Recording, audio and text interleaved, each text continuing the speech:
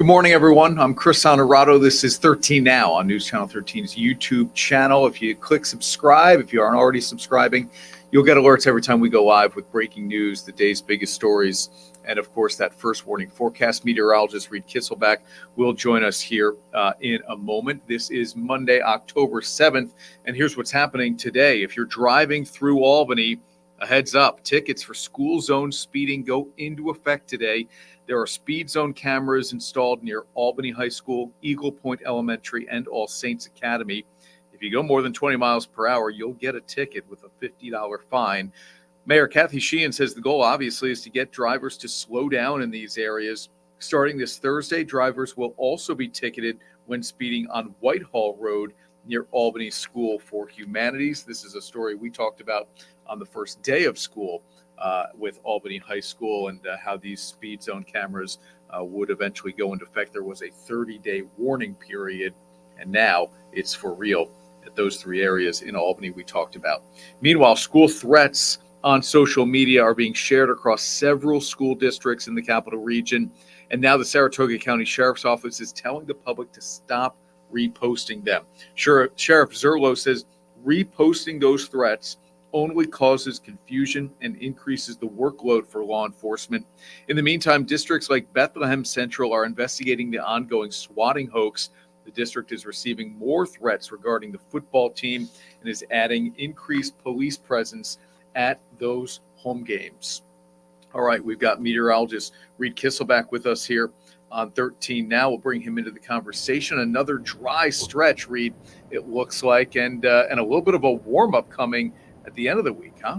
Yeah, not too bad, honestly. Just a couple spotty showers where when you're looking at it, you're like, this could be bad, but it's really just spotty and very light. Yeah. And yeah, like you mentioned, high pressure's just really been kind of our friend for this past month and a half, where we get lots of stretches of sunshine, especially on our weekends. And that's right. looking like that's the thing again this week. So, no, not too bad for us here. So yeah, if we look at the satellite and radar here, we had a front that passed through overnight last night. A few residual showers in place now behind this, so still a chance for a sprinkle or two, but most of us looking dry here. And now we're getting some decreasing clouds. So Schenectady right now, 64, turning mostly sunny after that cloudy, kind of dreary start.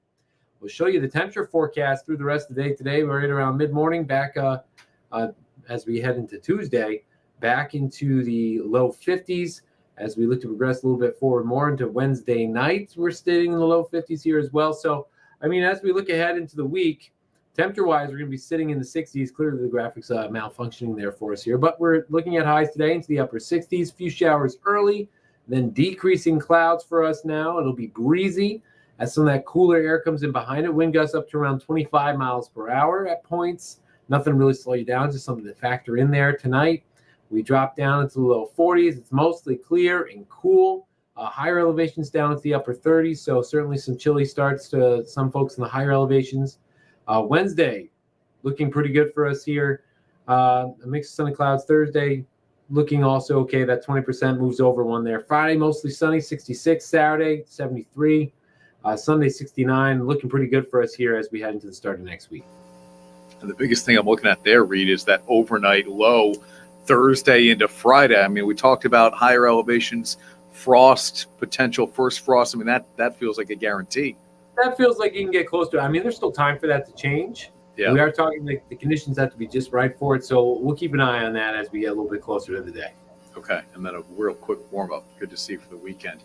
All right, Reid, thank you, buddy. Appreciate it as always. Meteorologist Reid Kisselback with us all morning long this week on News Channel 13 today in the mornings. Also, today and tomorrow, you can help some of those horribly devastated regions in North Carolina. A couple in Watervliet is gathering some non-perishable items, and the Watervliet mayor, Charles Patricelli, says you can drop those things off, including blankets, socks, warm clothing, bug spray, bandages. Bring them to the Watervliet Firehouse on 13th Street until tomorrow. That's when that couple from Watervliet will load up their truck and take those items to distribution centers in North Carolina. Of course, the areas that need those things so badly right now. Be sure to join us for News Channel 13 live at noon, and we appreciate you watching us here on 13 Now on YouTube as well. Have a great Monday, everyone. I'm Chris Honorato.